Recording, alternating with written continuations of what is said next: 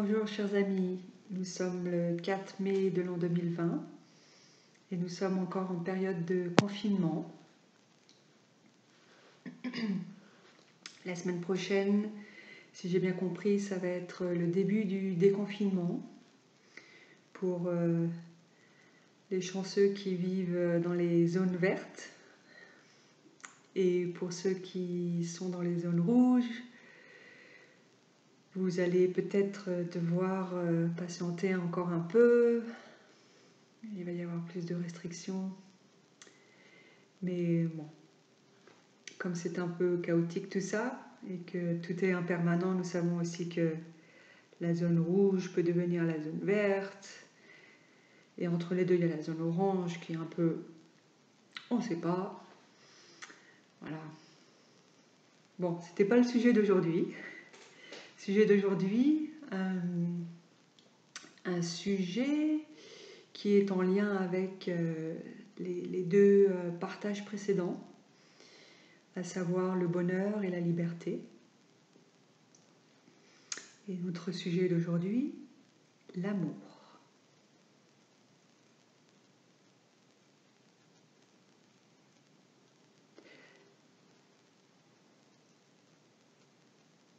Et en fait, on peut voir que ces trois sujets, le bonheur, la liberté, l'amour, sont intrinsèquement liés. Est-ce que quelqu'un peut vraiment être heureux si cette personne n'est pas libre de sa souffrance, de la souffrance du monde, de ses habitudes? Est-ce qu'une personne peut être heureuse si dans son cœur il n'y a pas d'amour?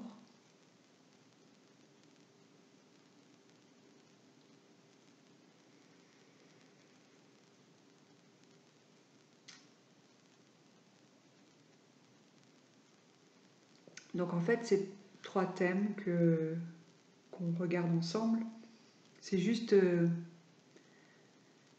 des portes, des options pour chacun et chacune d'entre nous de marcher sur le chemin spirituel.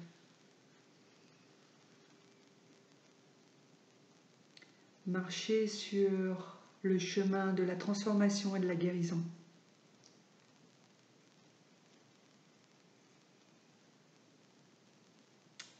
Marcher sur un chemin de compréhension et d'amour. Comprendre quoi? Comprendre qui?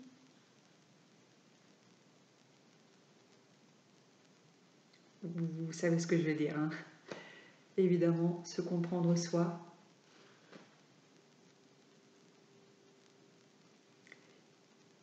Et comprendre dans notre vécu, dans notre expérience, dans notre corps. Comprendre quoi? Comprendre que nous sommes, que je suis, par exemple, que je suis un avec le reste du vivant. Qu'il n'y a pas moi et le reste du vivant, mais que nous sommes ensemble.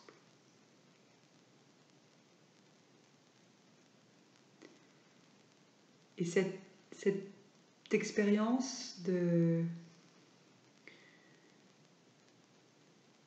réaliser profondément dans notre être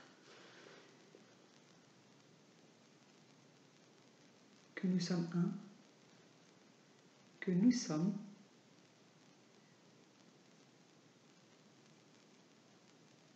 que nous faisons partie de cette toile du vivant,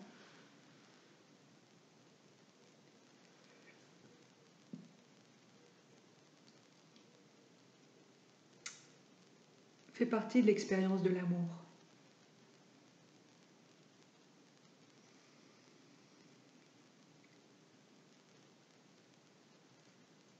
Dans notre tradition, nous insistons beaucoup sur la pratique de la pleine conscience. C'est le cœur de notre tradition au village des Pruniers. De pouvoir développer cette énergie, de pouvoir développer cette capacité à entrer profondément dans le moment présent pour toucher cette union.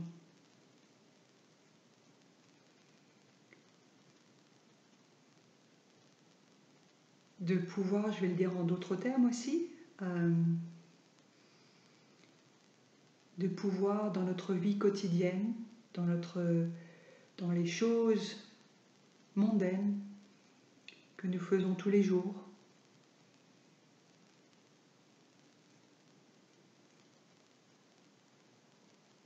donc on est dans la dimension historique, ce qu'on appelle la dimension historique, notre réalité historique, de pouvoir, grâce à cette énergie de pleine conscience, de présence bienveillante, c'est une présence qui est bienveillante.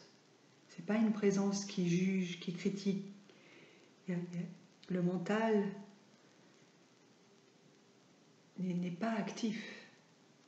Il est là, parce que c'est très difficile de l'arrêter. Mais il n'est pas en mode commentaire. Il est en sourdine et il est assez silencieux dans cette présence bienveillante. On entre dans un autre niveau de présence, un autre niveau de conscience qui nous permet de toucher la réalité ultime, la dimension ultime que nous sommes un. Il y a différentes formes de vie sur Terre, différentes formes d'énergie matière dans l'univers, mais nous sommes un. Tout ça, c'est lié.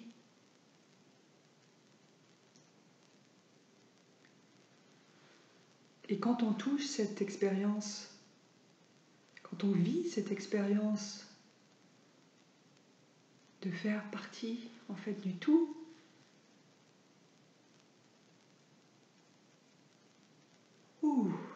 ça fait du bien. On a notre cœur qui s'ouvre.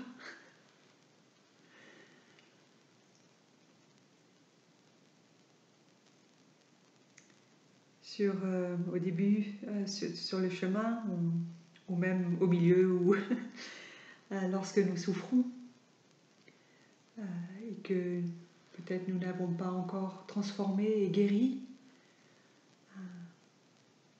les souffrances que nous portons, notre cœur est comme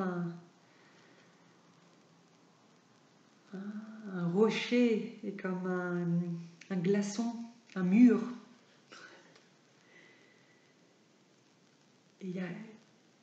Et le courant de l'amour qui est là ne peut pas passer, que ce soit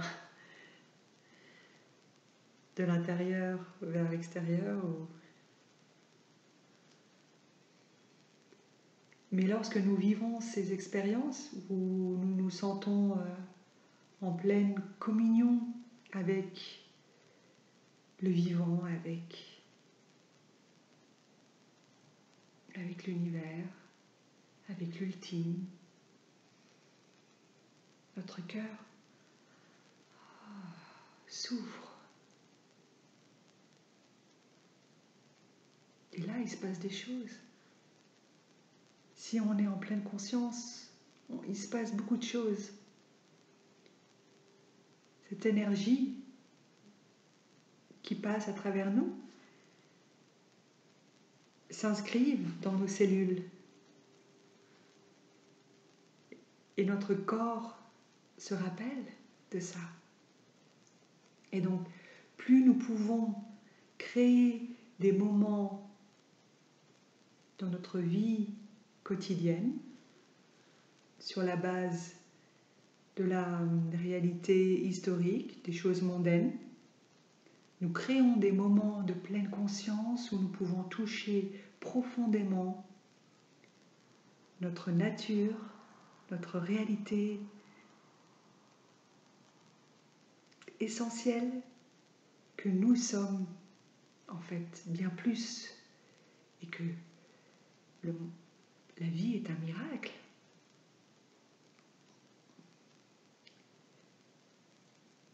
Plus notre cœur s'ouvre et plus les graines de l'amour, de la joie, de la paix que nous ressentons dans ces moments, même si ce sont des moments courts, même s'ils ne durent pas, ce ne sont pas des moments qui se perdent. Rien ne se perd. Tout se transforme. Et rien ne se crée. L'amour ne se crée pas. L'amour est déjà là. La source d'amour est déjà là. Dans chacune de nos cellules. Chacune de nos cellules contiennent l'amour. Il suffit juste de pouvoir y accéder.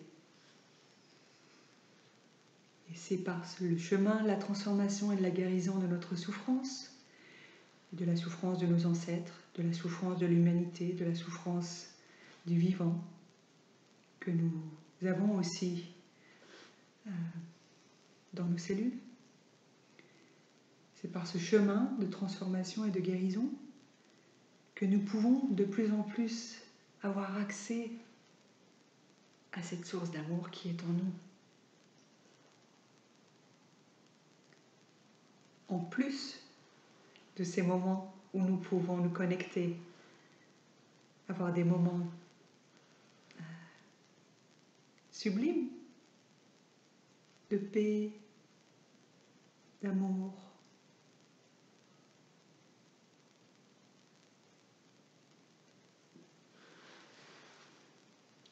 si par exemple nous prenons l'exemple de l'eau, lorsque vous faites la vaisselle, lorsque vous vous lavez les mains, lorsque vous lavez, vous prenez une douche, lorsque vous êtes en contact avec l'eau,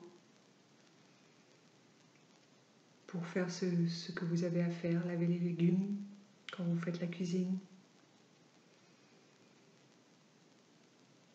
Est-ce que vous êtes vraiment en pleine conscience? Est-ce que vous touchez la nature réelle de l'eau et en même temps la nature réelle de votre être qui est constitué à 70% d'eau?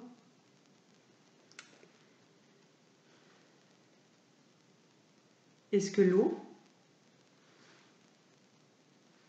qui coule sur nos mains, qui nous sert à laver, à nous laver, à boire aussi, à se déshydrater, à se déshydrater. Est-ce que cette eau est différente? que ce corps, composé à 70% d'eau? Est-ce que je peux toucher ma nature eau? Est-ce que je peux être en relation profonde avec le fait que finalement je suis un avec cette eau?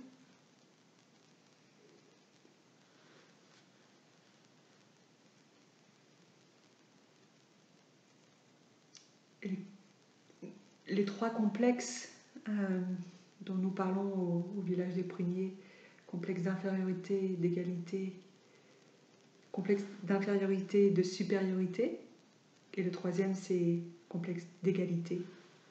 Souvent, le troisième complexe n'est pas compris par beaucoup de personnes. Comment est-ce que la notion d'égalité peut être un complexe?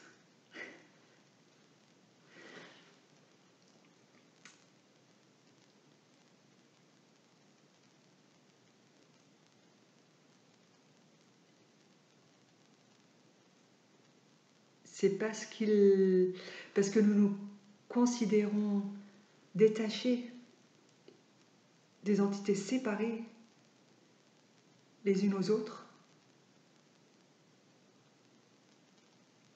que nous avons ces notions d'égalité, de supériorité, d'infériorité. Mais à partir du moment où on peut toucher et vivre cette expérience où en fait, non, nous sommes.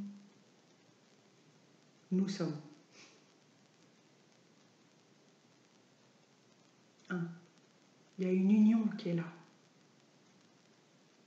Nous intersommes, comme dit notre maître. Il n'y a pas de séparation. Dans la réalité ultime, il n'y a pas de séparation. Et donc, il n'y a pas besoin de parler d'égalité, d'infériorité, de supériorité. Tout ça, ça s'envole.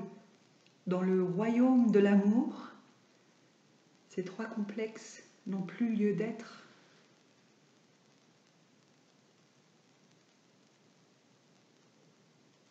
Ces complexes viennent beaucoup de notre mental, qui nous complique beaucoup la vie,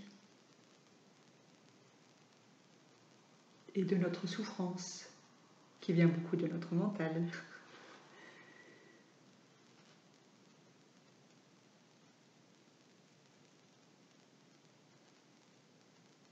De prendre soin de notre souffrance, si nous faisons partie des personnes, et il y en a beaucoup,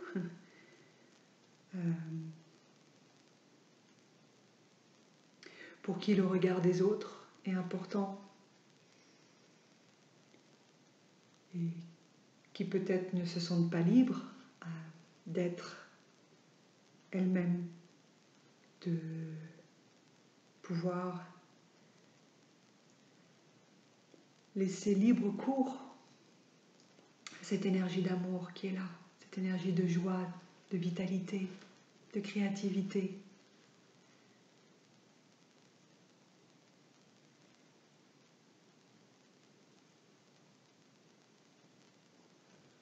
Pour ces personnes, vous pouvez regarder dans votre vie quotidienne. Est-ce que j'arrive à me connecter à cette réalité, que je ne suis pas isolée? Moi,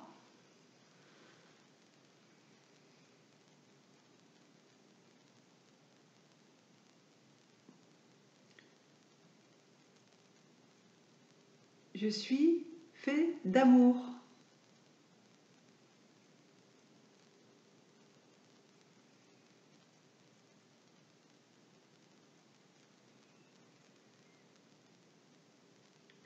Nous allons inviter un son de cloche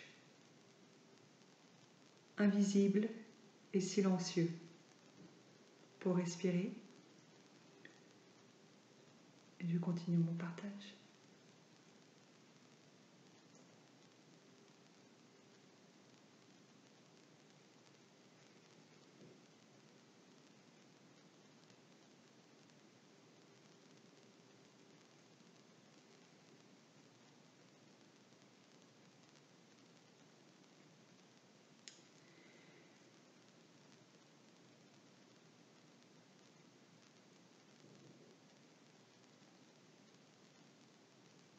Il y a souvent beaucoup de personnes qui viennent au village et qui me posent des questions sur mais comment faire de vivre avec les autres, surtout en communauté, mais même à la maison ou être dans les interactions que nous avons les uns avec les autres, réveille des souffrances. Réveille des souffrances et des complexes.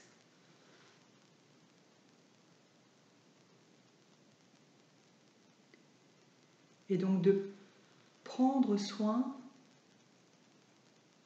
de prendre le temps, d'être dans la patience lorsque ces souffrances montent, de pouvoir reconnaître aussi ce qui se passe, sans juger, sans critiquer, sans demander, sans nous mettre la pression d'être déjà arrivé à la rive de la libération. Non. D'accepter d'être là où on est, tel qu'on est, qui on est, avec nos talents et nos maladresses. Personne n'est parfait. Personne n'est parfait. Désolée pour les personnes qui recherchent la perfection.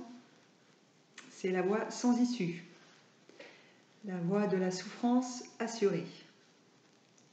Accepter, accueillir, danser, chanter l'imperfection.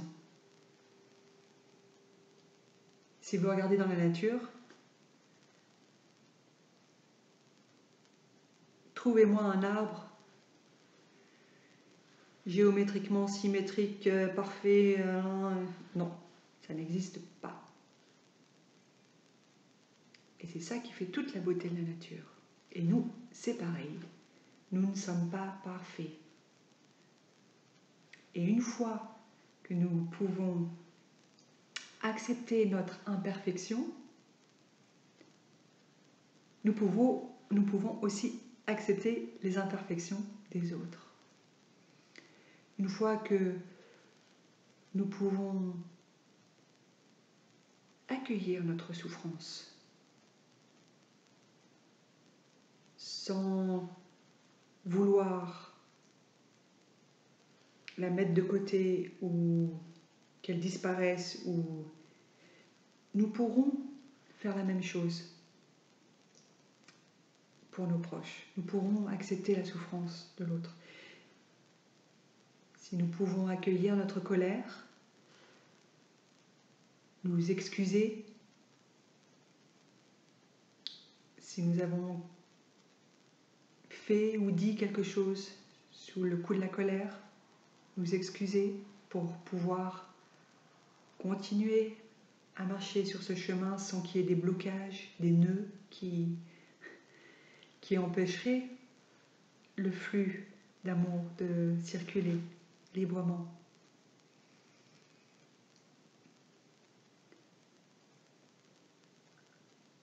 Toutes ces choses sont importantes et nourrissent l'amour en nous. Qu'est-ce qui nourrit votre amour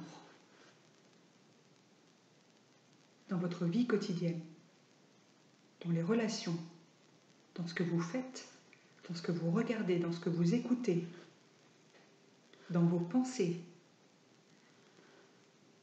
Comment est-ce que vous nourrissez l'amour dans vos pensées? Est-ce que vous vous regardez le matin, dans le miroir, le matin, l'après-midi, le soir, peu importe en fait. Est-ce que vous pouvez vous sourire comme si vous souriez à votre bien-aimé? Oh, je suis tellement heureuse de te voir.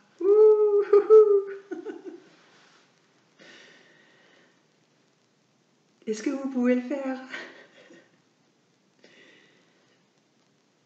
Et si vous ne pouvez pas, qu'est-ce qui vous en empêche? Et là, c'est les blocages.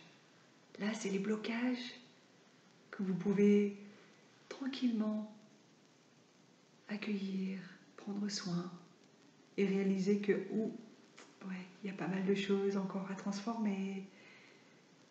L'amour ne coule pas. Il y a des obstacles.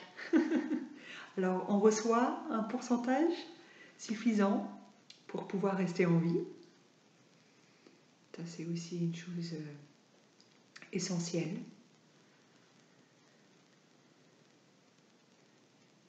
De pouvoir recevoir suffisamment d'amour pour rester en vie. Donc ça, si vous regardez cette vidéo, c'est sûr que vous avez ça.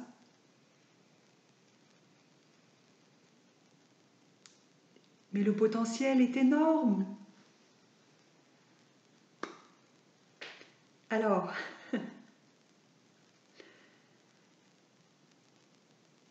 est-ce que tout à l'heure, vous pouvez, quand vous serez dans votre salle de bain, ou je ne sais pas où est votre miroir, vous regarder et vous sourire avec des yeux pétillants, en pensant que vraiment, et même vous dire, je m'aime tel que je suis. Merci d'être là, merci d'être qui je suis. C'est un peu chaotique des fois. Et d'avoir aussi cette légèreté, cette joie de vivre. Sur le chemin, c'est très important. Les 4 éléments de l'amour fondamental, la bienveillance, l'amitié, la présence qui ne juge pas, qui offre réconfort, douceur, la compassion, la joie et l'équanimité, la non-discrimination. Il n'y a plus d'égalité, puisqu'on est sur le même plan. On est sur le plan de « on est ensemble ».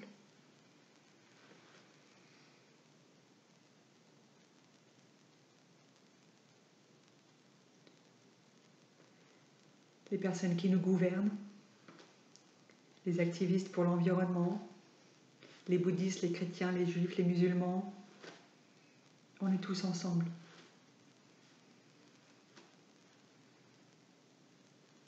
On est tous connectés.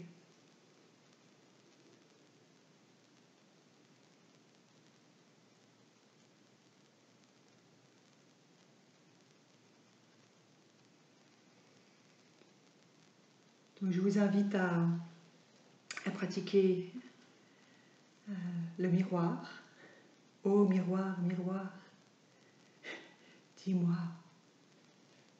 je t'écoute.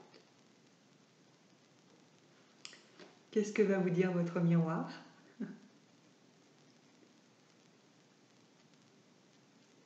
Et de l'écouter, d'écouter ce qui se passe, sans juger, sans critiquer, sans accueillir.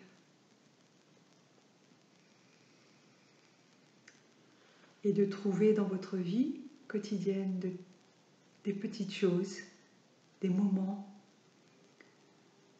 où vous pouvez vous arrêter dans le sens arrêter le train-train quotidien, être dans la course. Là, le Covid-19 nous permet bien de nous poser. Hop là, physiquement, est-ce que mentalement vous vous êtes arrêté? Ça, c'est aussi la question.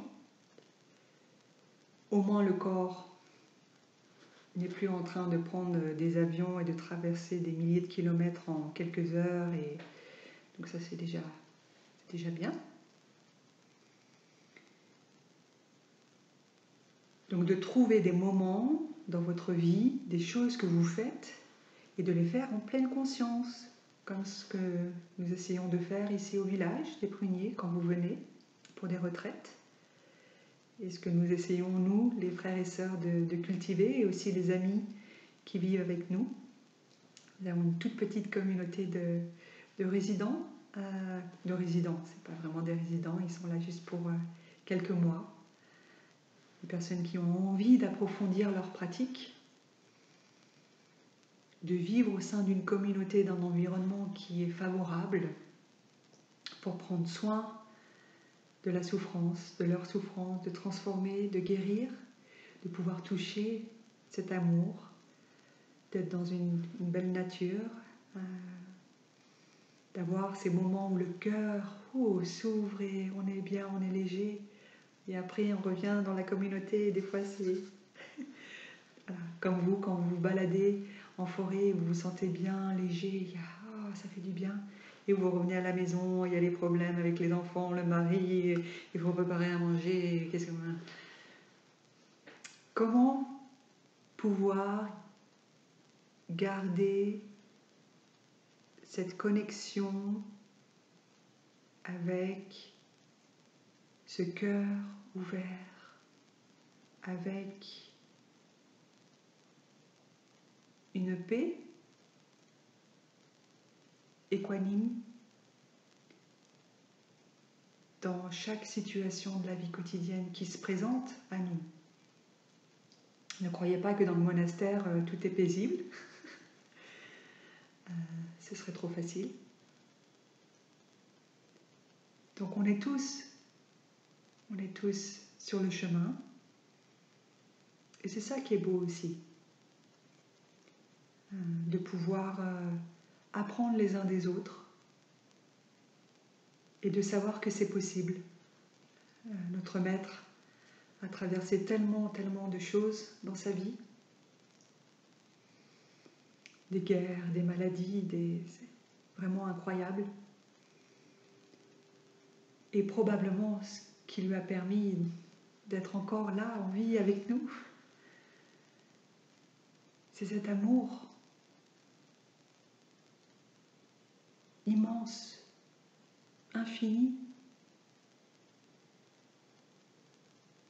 C'est cet amour, mais c'est aussi sa capacité à être en connexion avec cet amour. C'est ça. Parce que l'amour est là.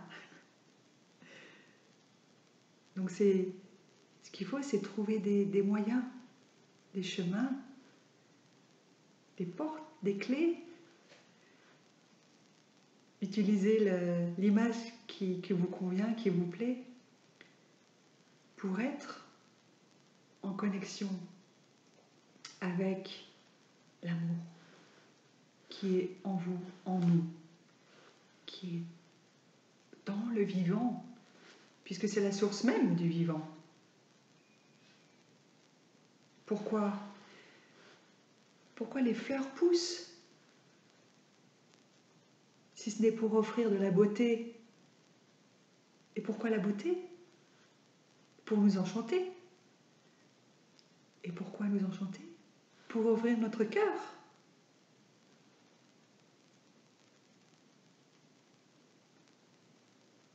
C'est aussi simple que ça, l'amour. L'amour peut prendre beaucoup de formes, mais l'amour avec un grand A sont des choses très simples et très puissantes.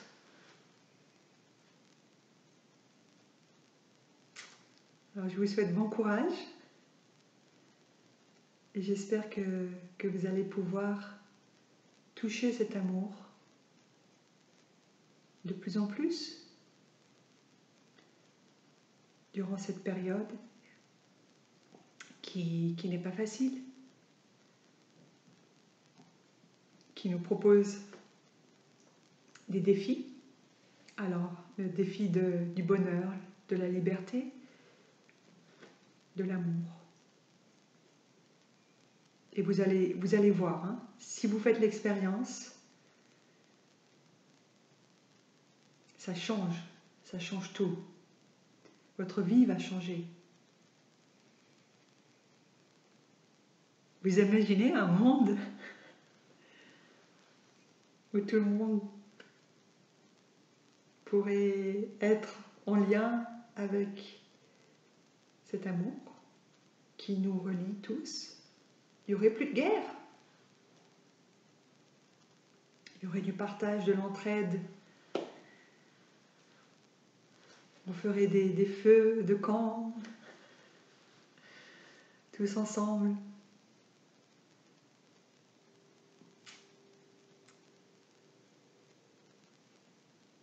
Pourquoi pas? Pourquoi pas?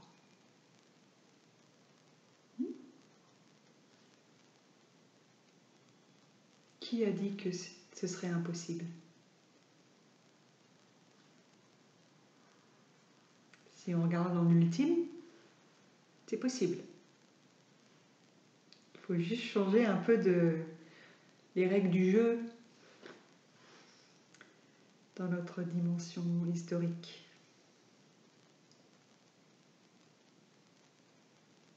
Mais les deux ne sont pas séparés.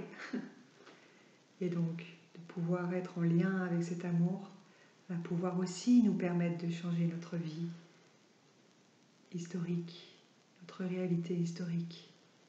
C'est comme si on redécouvre. On se redécouvre, on redécouvre nos proches, la vie, ce qui nous entoure. On a des nouvelles lunettes. On a les lunettes de l'amour.